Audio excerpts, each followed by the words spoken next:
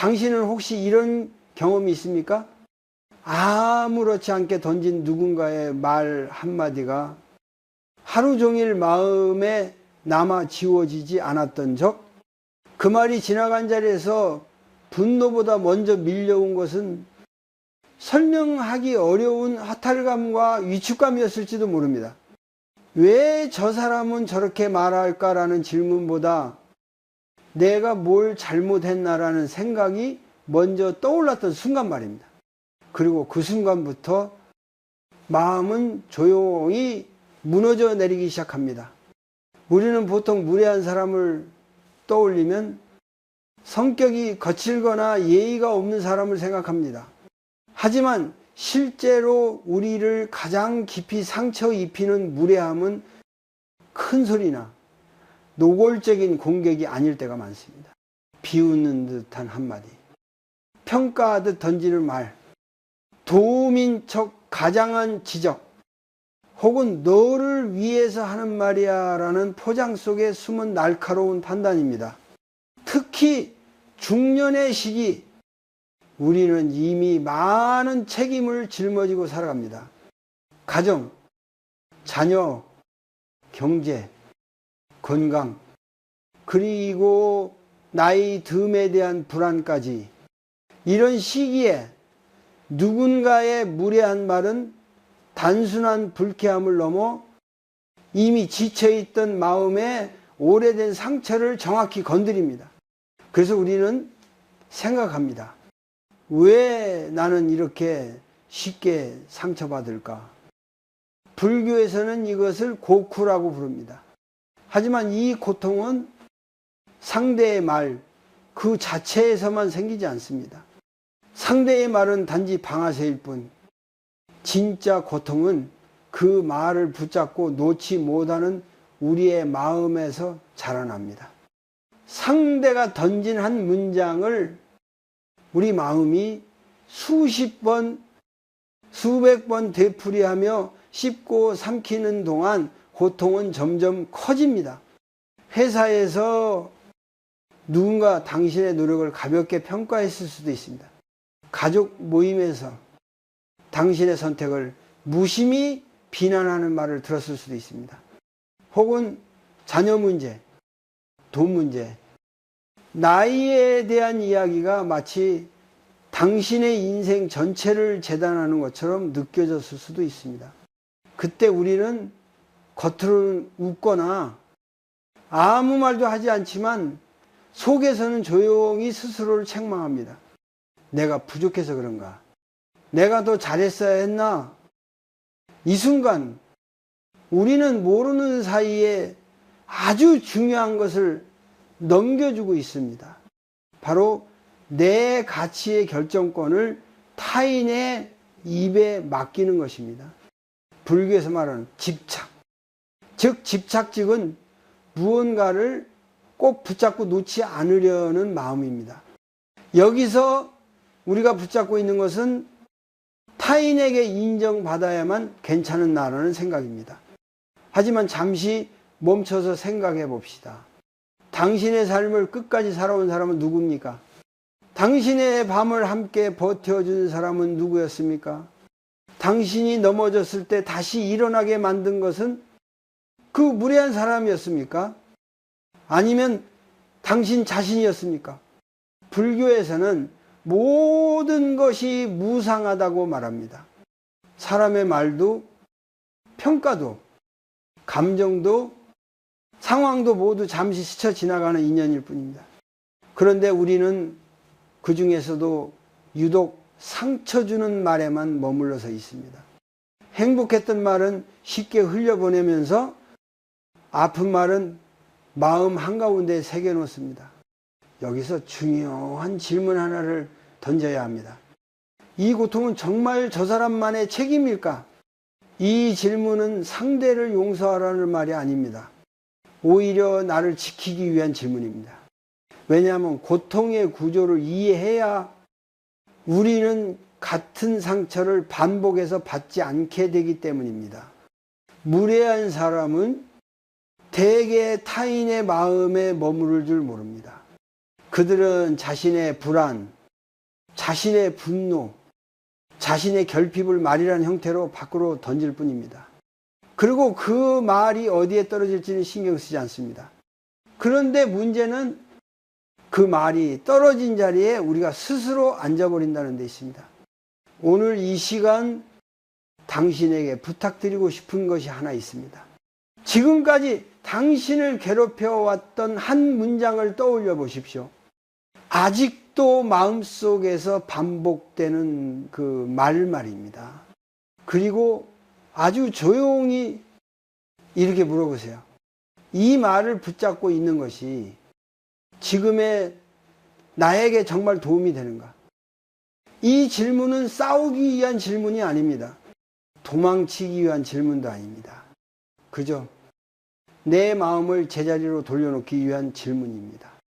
이 질문을 던지는 순간부터 당신은 이미 무례한 사람에게서 한 걸음 떨어져 서 있게 됩니다.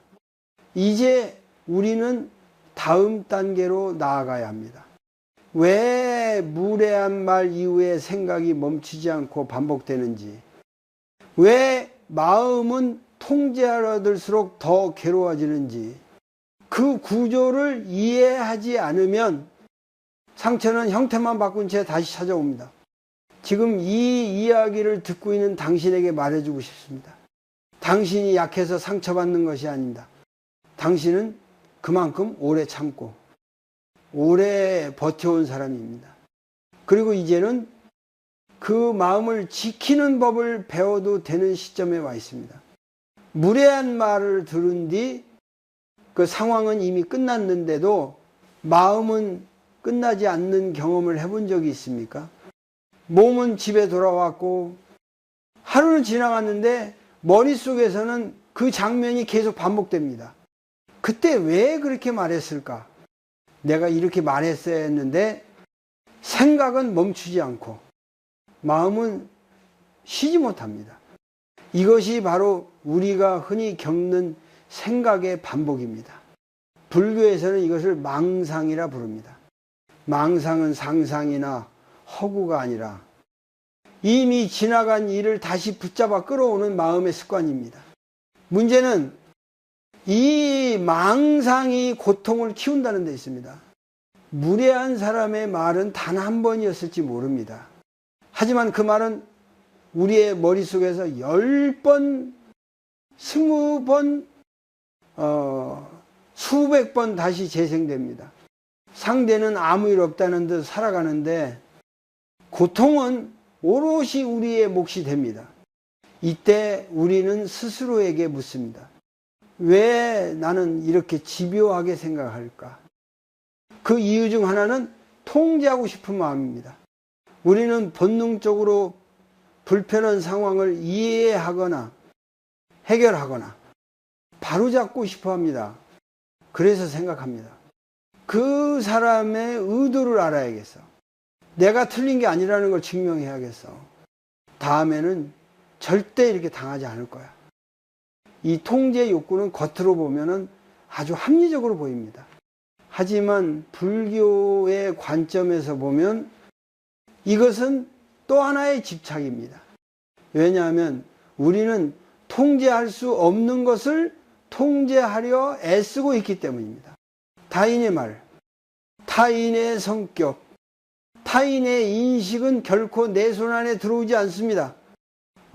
중년의 시기에 이 통제 욕구는 더 강해집니다.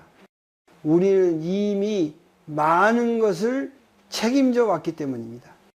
가정을 지켜야 했고, 아이를 키워야 했고, 직장에서 역할을 해내야 했습니다. 그래서 무의식적으로 이 정도면 인정받아야 하지 않나, 이 나이에 이런 대접은 부당하지 않나 라는 마음이 생깁니다. 그 마음 자체가 잘못된 것은 아닙니다. 다만 그 마음이 생각의 반복으로 흘러갈 때 고통이 시작됩니다. 생각은 처음에는 문제를 해결하려는 것처럼 보이지만 어느 순간부터는 같은 자리에서 맴돌 뿐 아무것도 바꾸지 못합니다. 그런데도 우리는 멈추지 못합니다. 불교에서는 이 상태를 마음이 바깥으로 끌려다니는 상태라고 말합니다. 이미 지나간 말 한마디가 지금의 나를 계속 끌고 다니는 것입니다. 이때 우리는 현재에 있지 않습니다. 몸은 지금 여기에 있지만 마음은 과거의 장면에 묶여 있습니다. 여기서 중요한 사실 하나를 짚고 가야 합니다. 생각이 많아진다고 해서 우리가 더 강해지거나 현명해지는 것은 아닙니다. 오히려 생각이 반복될수록 마음의 에너지는 빠르게 소진됩니다. 잠을 자도 쉰 것 같지 않고 아무 일도 하지 않았는데도 지친 이유가 바로 여기에 있습니다. 그렇다면 어떻게 해야 할까요? 생각을 억지로 멈추려고 하면 오히려 더 커집니다. 불교는 생각을 없애라고 말하지 않습니다. 대신 알아차림. 즉 지금 이 생각이 일어나고 있구나라고 보는 연습을 하라고 말합니다. 지금 이 순간 당신이 반복해서 떠올리는 장면이 있다면 그 장면을 밀어내지 말고 조용히 바라보십시오. 아, 내 마음이 통제하려 하고 있구나. 아, 인정받고 싶어 하고 있구나. 이렇게 바라보는 순간 당신은 생각과 한 발짝 거리를 두게 됩니다. 이 거리가 바로 자기 보호의 시작입니다. 이 상대를 이기기 위한 거리가 아니라 내 마음을 숨돌리게 하는 거리입니다. 우리는 너무 오랫동안 생각과 하나가 된 채 살아왔습니다. 그래서 생각이 곧 나라고 믿어왔습니다. 하지만 생각은 나가 아닙니다. 생각은 잠시 스쳐가는 현상일 뿐입니다. 이 사실을 조금씩 체험하기 시작하면 무례한 말 이후에도 당신은 전처럼 깊이 끌려가지 않게 됩니다. 다음 단계에서는 왜 우리는 특히 인정과 옳음에 집착하는지, 왜 설명하고 해명하려 할수록 더 초라해지는 느낌이 드는지 그 마음의 뿌리를 살펴보려 합니다. 지금 이 부분까지 따라온 당신이라면 이미 중요한 것을 하나 해낸 것입니다. 고통을 무조건 참거나 덮지 않고 그 구조를 이해하려는 선택을 했다는 것. 이 선택은 앞으로 당신의 인간관계를 조금씩 다르게 만들어 줄 것입니다. 우리는 종종 이렇게 말합니다. 나는 그 사람 말 때문에 상처받은 거야. 하지만 조금 더 깊이 들여다보면 우리를 가장 괴롭게 하는 것은 말 그 자체가 아니라 그 말이 건드린 내 마음의 집착입니다. 말은 스쳐 지나갔지만 집착은 그 자리에 남아 우리를 붙잡습니다.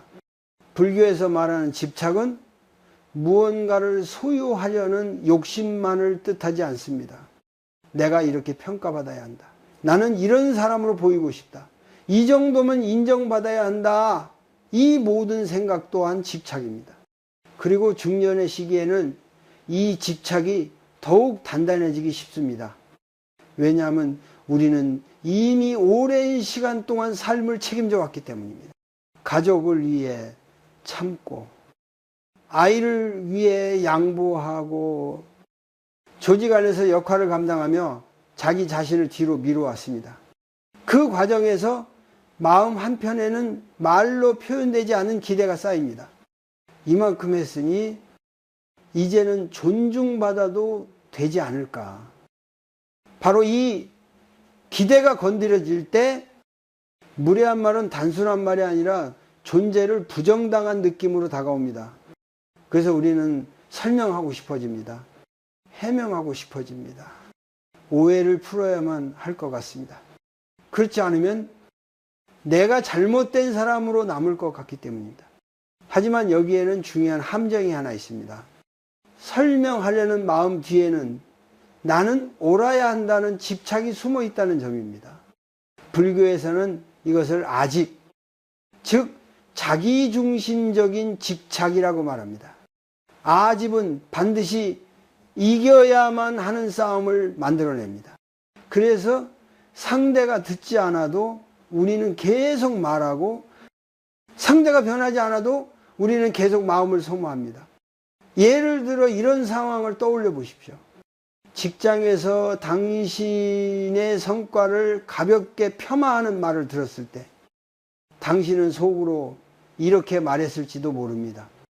내가 얼마나 노력했는데 이 사람은 아무것도 모르면서, 그 생각은 곧 증명하고 싶은 욕구로 바뀝니다. 하지만 상대가 정말로 당신의 이야기를 들을 준비가 되어 있었을까요? 불교에서는 말합니다. 듣지 않을 사람에게 설명하는 것은 마른 땅에 물을 붓는 것과 같다고. 물이 스며들지 않는데도 계속 붓고 있는 것은 땅을 적시는 일이 아니라 자신을 지치게 만드는 일일 뿐입니다. 여기서 놓아야 할 것은 관계 자체가 아닐 수도 있습니다.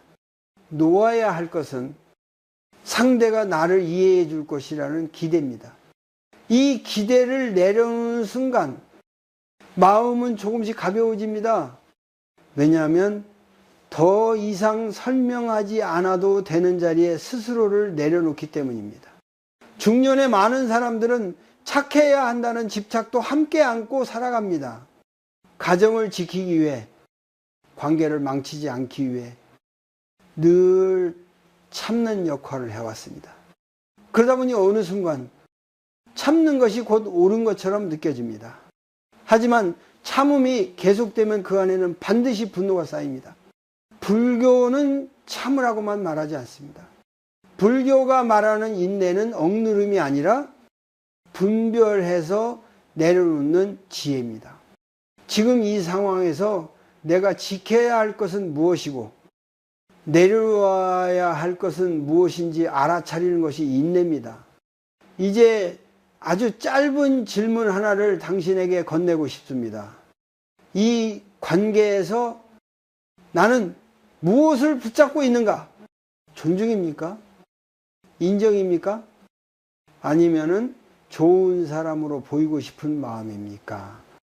이 질문에 답하는 순간 당신은 이미 집착을 바라보고 있는 것입니다. 집착을 본다는 것은 곧바로 내려놓는다는 뜻은 아닙니다. 다만 더 이상 무의식적으로 끌려가지 않겠다는 선택입니다.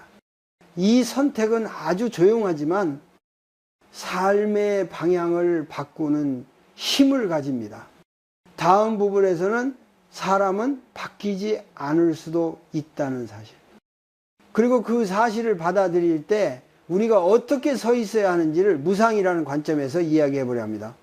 상대를 바꾸려는 싸움에서 내려와 나를 지키는 자리로 이동하는 법, 그 이야기를 이어가겠습니다. 어느 순간 우리는 깨닫습니다.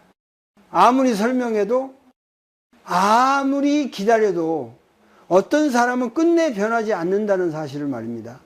처음에는 실망이었고, 그 다음에는 분노였고, 마지막에는 지침이 찾아옵니다. 그리고 그 지점에서 우리는 스스로에게 묻게 됩니다. 그렇다면 나는 어떻게 서 있어야 할까? 불교에서는 이 질문 앞에서 무상무상을 이야기합니다. 무상은 단순히 세상이 변한다는 뜻이 아닙니다. 사람의 마음도 태도도 관계도 늘 변하거나 혹은 변하지 않는 채로 머문다는 사실 그 자체를 받아들이는 지혜입니다. 우리는 흔히 무상을 언젠가는 좋아질 거야 라는 희망으로 오해하지만 사실 무상은 좋아지지 않을 수도 있다는 현실까지 포함합니다. 무례한 사람을 대할 때 우리가 가장 많이 하는 실수는 속으로 이런 기대를 품는 것입니다. 내가 이렇게까지 설명하면 이해하겠지? 시간이 지나면 저 사람도 달라지겠지.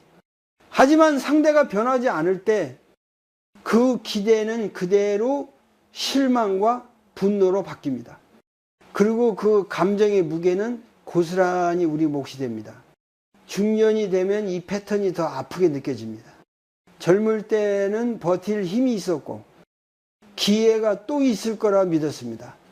하지만 시간이 흐르면서 에너지는 한정돼 있고 관계 하나하나가 더 무겁게 다가옵니다.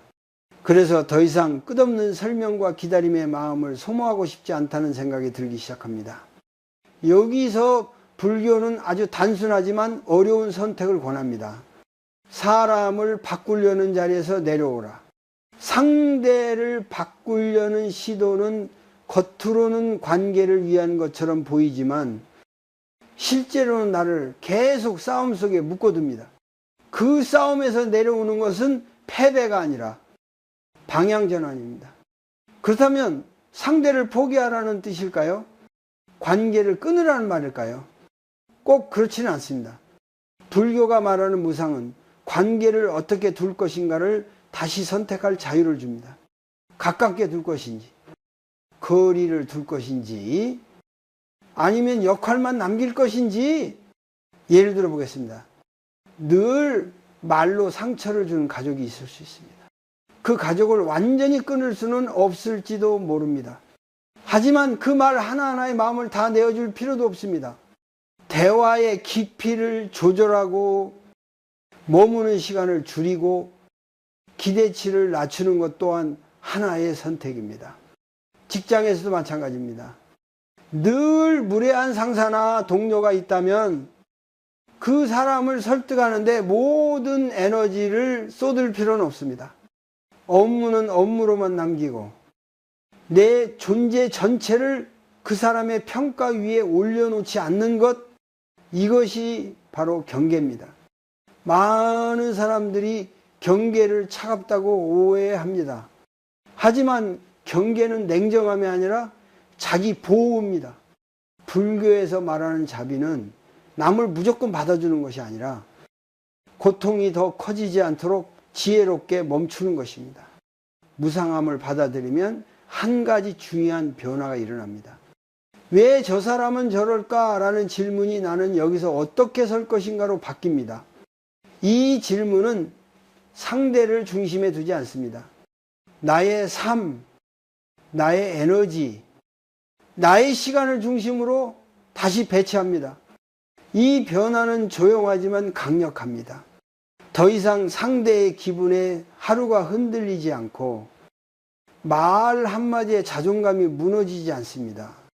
왜냐하면 당신은 이미 알고 있기 때문입니다.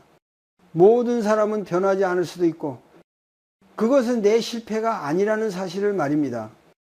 여기서 아주 짧은 실천 하나를 제안하고 싶습니다. 다음에 무례한 사람을 떠올릴 때 속으로 이렇게 말해 보십시오. 이 사람은 지금 이 정도의 자리까지 온 인연이다. 이 말은 포기가 아닙니다. 현실을 있는 그대로 보는 연습입니다. 이 연습을 반복하면 마음은 점점 덜 흔들립니다. 다음 부분에서는 이 무상함 위에서 어떻게 자비를 잃지 않으면서도 나를 지킬 수 있는지, 즉 약해지지 않는 자비에 대해 이야기를 이어가려 합니다. 참으면서 무너지는 삶이 아니라 부드럽지만 단단하게 서는 법을 함께 살펴보겠습니다. 많은 사람들이 이렇게 생각합니다. 불교를 따르려면 착해야 하지 않을까? 자비를 말하려면 참아야 하지 않을까? 그래서 우리는 상처를 받아도 웃고 불편해도 괜찮은 척하며 마음이 무너져가는 소리를 애써 외면합니다. 하지만 시간이 지날수록 그 착함은 따뜻함이 아니라 스스로를 소모시키는 습관이 됩니다. 불교에서 말하는 자비는 자신을 희생하는 태도가 아닙니다. 자비는 고통을 줄이려는 마음입니다. 여기에는 아주 중요한 순서가 있습니다. 먼저 내 고통을 보지 못하면 진짜 자비는 시작되지 않습니다. 나를 돌보지 못한 채 남만 배려하는 것은 자비가 아니라 자기 부정에 가깝습니다. 중년의 많은 사람들은 오랫동안 버티는 역할을 해왔습니다. 가정에서는 중심이 되었고 직장에서는 책임을 맡았고 관계에서는 늘 조율하는 쪽이었습니다. 그래서 어느새 내가 참아야 일이 커지지 않는다라는 믿음이 굳어집니다. 하지만 이 믿음은 조용히 마음을 마르게 합니다. 무례한 말을 들었을 때 아무 말도 하지 않는 것이 항상 지혜로운 선택은 아닙니다. 계속 침묵하면 상대는 그것을 허락으로 오해할 수 있습니다. 그리고 그 오해는 더 잦은 무례로 돌아옵니다. 이때 필요한 것이 바로 부드러운 경계입니다. 경계는 싸움이 아닙니다. 목소리를 높이거나 이 상대를 몰아붙이는 것도 아닙니다. 경계란 여기까지는 괜찮고 이 선을 넘으면 나는 물러난다는 것을 조용히 알리는 태도입니다. 불교의 자비는 바로 이 지점에서 힘을 가집니다. 예를 들어보겠습니다. 가족 중 누군가가 당신의 선택을 반복해서 비난한다고 합시다. 과거에 당신은 설명하거나 참거나 속으로만 상처를 삼켰을지도 모릅니다. 하지만 자비 있는 경계는 이렇게 말할 수 있습니다. 그 이야기는 나에게 상처가 됩니다. 이 주제로는 더 이야기하지 않겠습니다. 길지 않아도 괜찮습니다. 차갑지 않아도 괜찮습니다. 중요한 것은 내 마음을 기준에 두는 것입니다.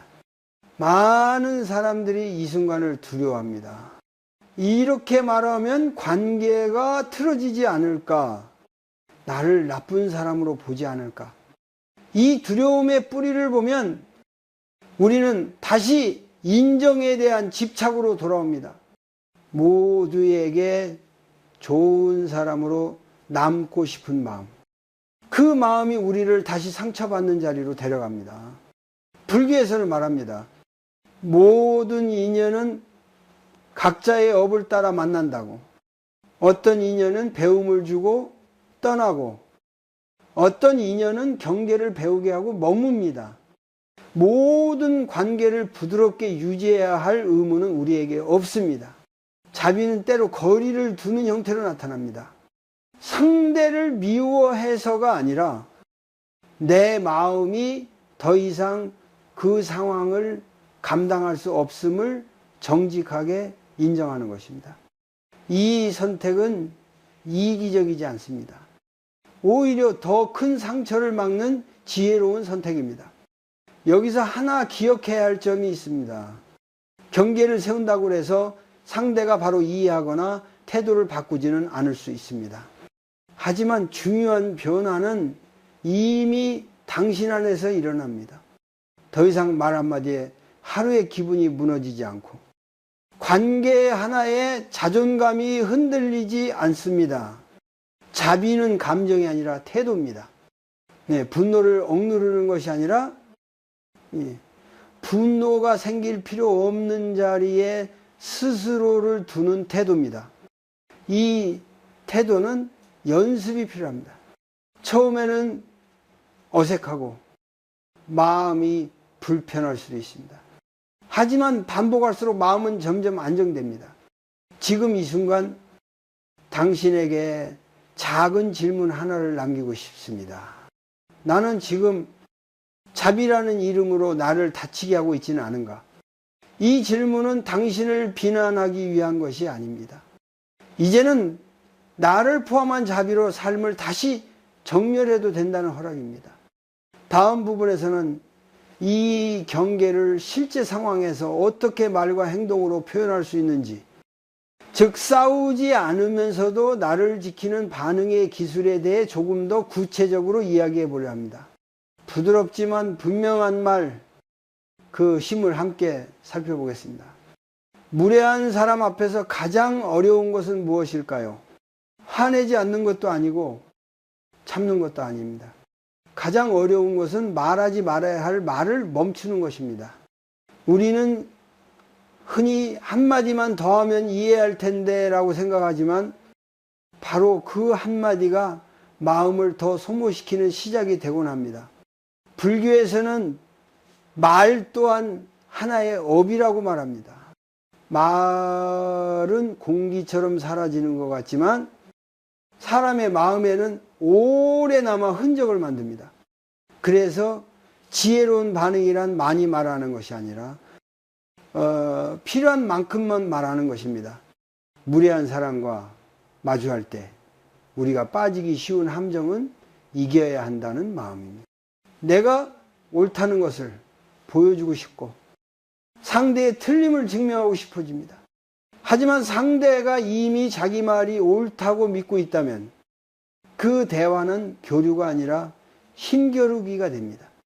그리고 힘겨루기에서 진짜 지는 쪽은 대개 더 많은 에너지를 쓴 사람입니다. 그래서 여기에는 아주 다른 태도가 필요합니다. 바로 논쟁하지 않는 선택입니다. 논쟁하지 않는다고 해서 고개를 숙이는 것은 아닙니다. 상대를 설득하지 않겠다는 결정일 뿐입니다. 이 결정은 상대가 아니라 나를 위한 결정입니다. 예를 들어 보겠습니다. 직장에서 누군가가 당신의 방식을 깎아내리며 자기 방식만 옳다고 주장할 때 과거에 우리는 논리로 맞서거나 설명으로 방어했을지도 모릅니다. 하지만 이제는 이렇게 말할 수 있습니다. 저는 이 방식으로 진행하겠습니다. 이 문장에는 설명도 없고 설득도 없습니다. 단지 선언만 있을 뿐입니다. 이처럼 짧고 단정한 말은 상대를 공격하지 않으면서도 나의 자리를 분명히 합니다. 불교에서 말하는 중도 중다오의 말은 바로 이런 말입니다. 과하지도 모자라지도 않은 말. 가족 관계에서도 마찬가지입니다.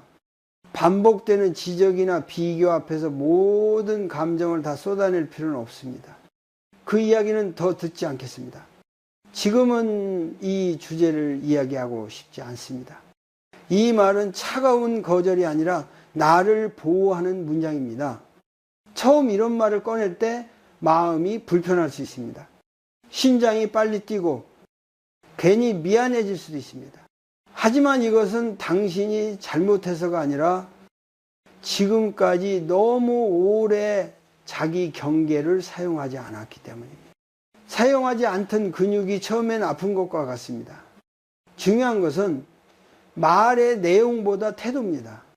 목소리를 낮추고 표정을 단정히 하고 말을 길게 느리지 않는 것. 이 세 가지만 지켜도 상대는 당신이 더 이상 휘둘릴 자리에 있지 않다는 것을 느끼게 됩니다. 불교에서는 화를 다스리는 가장 빠른 길로 말을 늦추라고 합니다. 입이 열리기 전에 호흡을 한 번 더 하는 것. 그 짧은 멈춤이 업을 바꿉니다. 지금 이 순간에도 당신은 선택할 수 있습니다. 즉각 반응할 것인지 아니면 한 박자 늦출 것인지. 여기서 아주 간단한 연습을 하나 제안합니다. 무례한 말을 들었을 때 바로 대답하지 말고 속으로 이렇게 말해 보십시오. 지금 반응하지 않아도 된다. 이 문장은 침묵하라는 명령이 아니라 선택권을 되찾는 선언입니다. 모든 말에 답할 필요는 없습니다. 모든 오해를 풀 필요도 없습니다. 불교의 지혜는 모든 상황을 해결하려 하지 말고 해결할 가치가 있는 상황만 선별하라고 말합니다. 이 선별이 가능해질 때 당신의 삶은 훨씬 가벼워집니다. 다음 부분에서는 왜 우리는 유독 비교와 기대 앞에서 더 쉽게 무너지는지, 그리고 그 마음이 무례한 말에 어떤 통로를 열어주는지 살펴보려 합니다. 이 통로를 이해하면 상처받는 빈도는 자연스럽게 줄어들 것입니다. 무례한 말이 모든 상황에서 똑같이 아프지는 않습니다. 같은 말인데도 어떤 날은 견딜만 하고 어떤 날은 유난히 깊이 파고듭니다. 그 차이는 어디에서 올까요? 불교의 관점에서 보면 그 통로는 바로 비교와 기대입니다. 우리는 늘 비교 속에서 살아갑니다. 젊을 때는 성과를 비교했고 중년이 되면 삶의 결과를 비교합니다. 누구의 아이가 더 잘 되는지, 누구의 집이 더 안정적인지, 누가 아직도 인정받는 위치에 있는지, 겉으로는 담담한 척하지만 마음속에서는 이미 보이지 않는 저울이 작동하고 있습니다. 이 비교는 남이 우리를 무시할 때보다 스스로를 작게 만들 때 더 큰 힘을 가집니다. 그래서 누군가의 무례한 말이 그 저울 위에 올라오는 순간 우리는 단순히 말 한마디를 듣는 것이 아니라 이미 쌓여있던 자기 의심과 한꺼번에 마주하게 됩니다. 중년의 시기에는 이 비교가 더 조용하고 깊습니다. 이제는 더 잘해야 한다보다는 이 정도면 괜찮아야 한다는 기대가 생깁니다. 이 기대가 충족되지 않을 때 마음은 쉽게 흔들립니다. 그리고 무례한 말은 바로 그 틈을 파고듭니다. 예를 들어 보겠습니다. 누군가가 당신에게 요즘은 별로 바쁘지 않죠라고 묻는다면 그 말 자체는 공격이 아닐 수 있습니다. 하지만 당신 안에 나는 여전히 필요 있는 사람이어야 한다라는 기대가 강하게 남아 있다면 그 질문은 존재를 의심받는 말처럼 들립니다. 불교에서는 이런 상태를 조건부 자아라고 봅니다. 무언가를 이루고 있을 때만 괜찮다고 느끼는 나, 비교에서 뒤처지지 않을 때만 안심하는 나. 이 조건부 자아는 외부의 말과 평가에 너무 쉽게 흔들립니다. 그래서 무례한 사람을 만났을 때 우리는 단순히 그 사람의 태도만을 볼 것이 아니라 그 말이 내 안에 어떤 기대를 건드렸는지를 살펴볼 필요가 있습니다. 이 관찰이 시작되면 고통의 방향이 바뀝니다. 왜 저 사람이 저렇게 말했을까에서 왜 나는 이 말에 이렇게 흔들릴까로 질문이 이동합니다. 이 질문은 자책을 위한 질문이 아닙니다.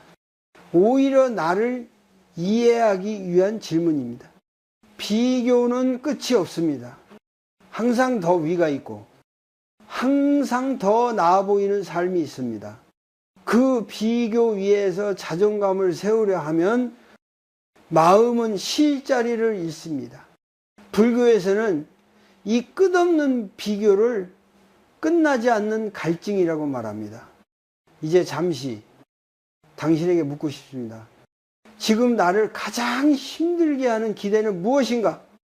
아이에 대한 기대입니까? 나이에 대한 기대입니까? 아니면 이 정도면 인정받아야 한다는 보이지 않는 기준입니까? 이 기대를 알아차리는 순간 우리는 한 걸음 물러설 수 있습니다. 그리고 이렇게 말할 수 있습니다. 이 기대는 지금의 나를 돕고 있는가? 만약 그 기대가 계속 나를 채찍질하고 있다면 그것은 이제 내려놔도 되는 짐일지도 모릅니다. 무례한 말에 덜 흔들리기 위해 우리가 먼저 해야 할 일은 자기 자신과의 비교를 멈추는 것입니다. 과거의 나, 타인의 삶, 사회가 정해놓은 속도와 나를 나란히 세워두지 않는 것. 이 선택은 자포자기가 아니라 자기 존중입니다.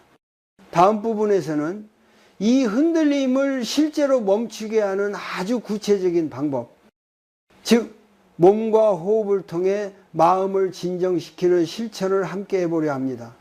생각으로 벗어나지 못할 때 몸은 언제나 출구를 열어줍니다. 생각이 멈추지 않을 때 우리는 보통 더 많은 생각으로 그 상황을 해결하려 합니다. 하지만은 불교에서는 아주 다른 길을 제시합니다. 생각에서 빠져나오고 싶다면은 몸으로 돌아오라는 길입니다. 마음은 보이지 않지만 몸은 늘 지금 이 자리에 있습니다. 그래서 마음이 과거의 말에 붙잡혀 계속 흔들릴 때 몸을 알아차리는 순간 생각의 흐름은 자연스럽게 느려집니다. 이것이 바로 불교에서 말하는 몸에 머무는 수행입니다. 무례한 말을 들은 직후를 떠올려 보십시오. 심장이 빨리 뛰고 어깨가 굳고 숨이 얕아졌던 경험이 있을 것입니다.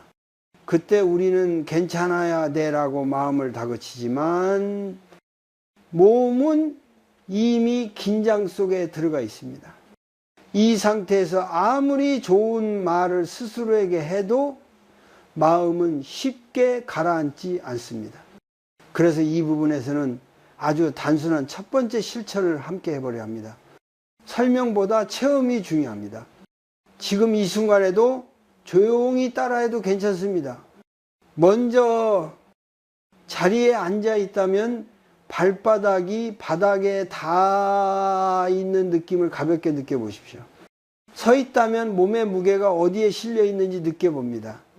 그리고 억지로 숨을 바꾸려 하지 말고 그저 지금 숨이 어떻게 들어오고 나가는지 지켜봅니다.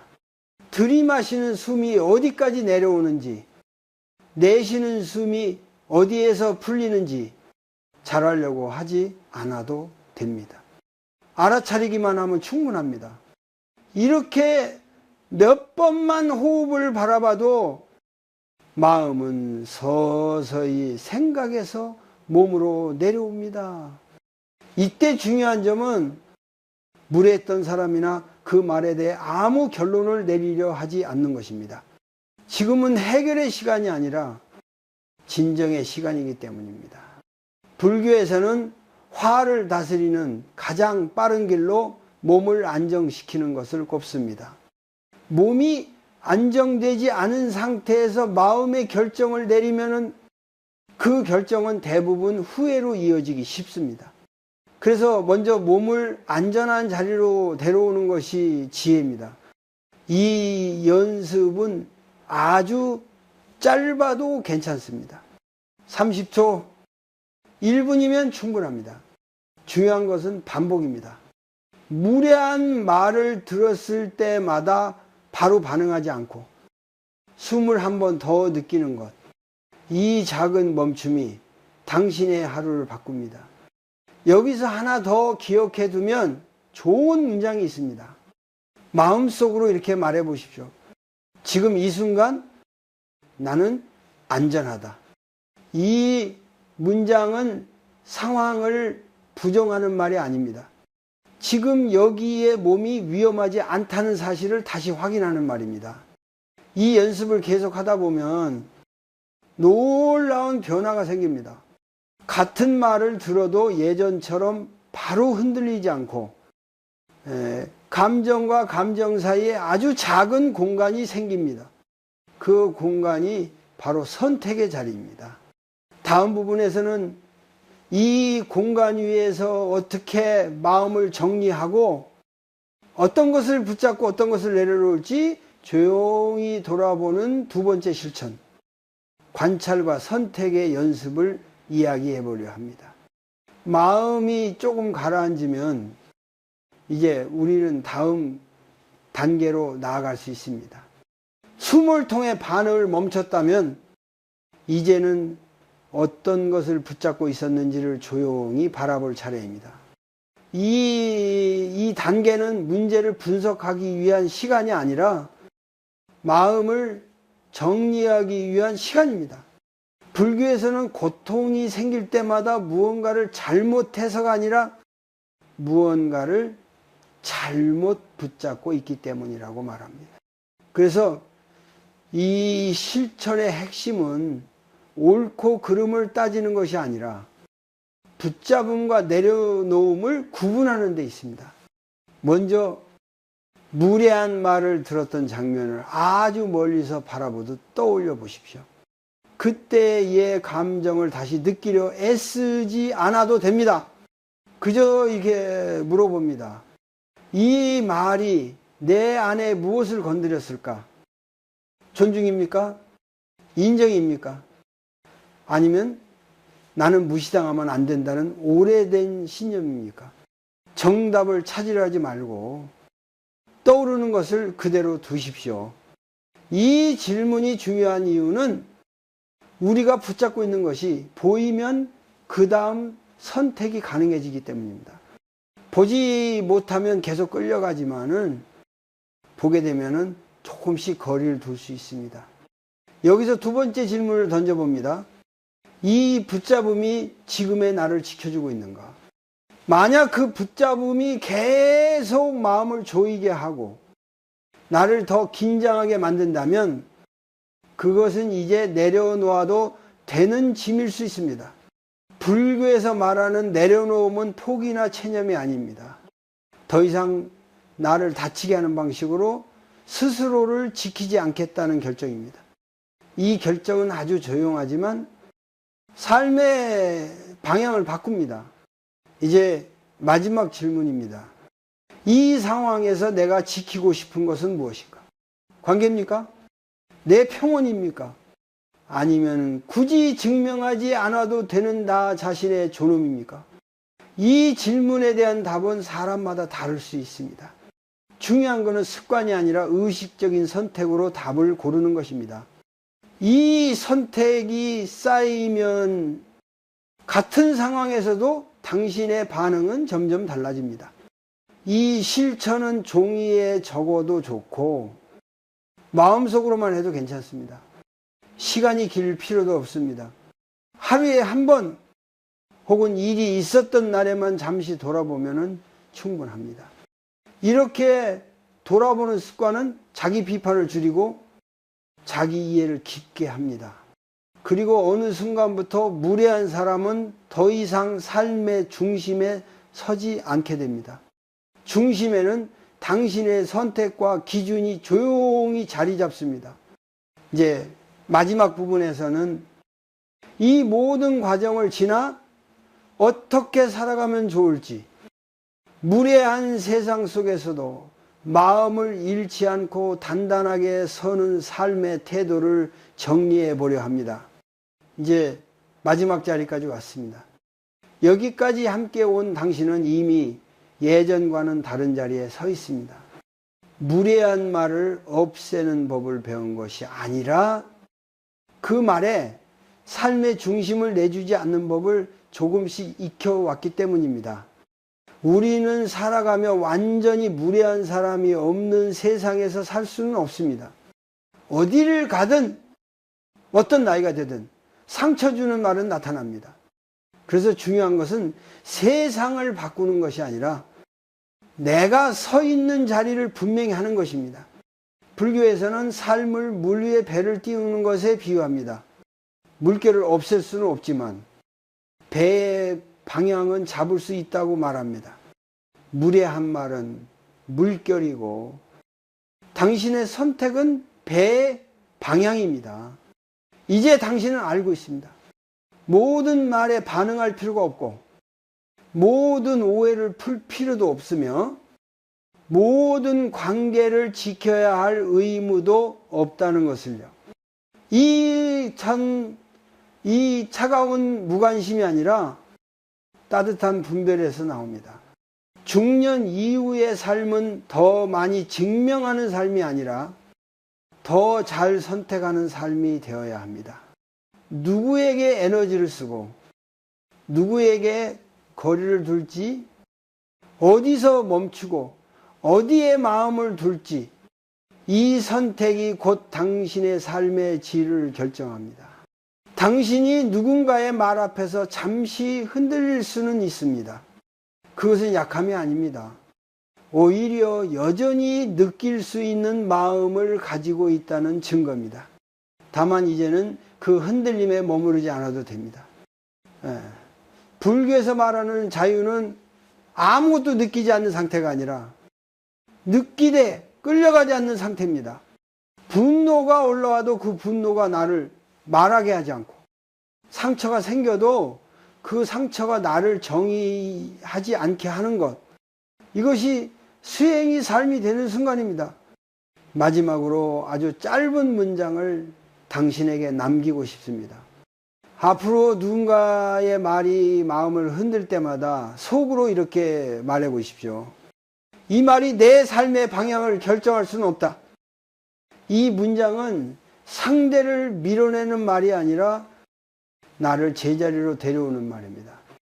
이 문장을 기억하는 것만으로도 당신은 다시 숨을 고르고 몸을 느끼고 선택할 수 있게 됩니다. 삶은 여전히 완벽하지 않을 것입니다. 관계도 감정도 때로는 거칠게 흔들릴 것입니다. 하지만 이제 당신은 그 안에서 자신을 잃지 않는 방법을 알게 되었습니다. 부드럽되 무너지지 않고 자비롭되 스스로를 버리지 않는 삶. 그 삶은 이미 당신 안에서 조용히 시작되고 있습니다.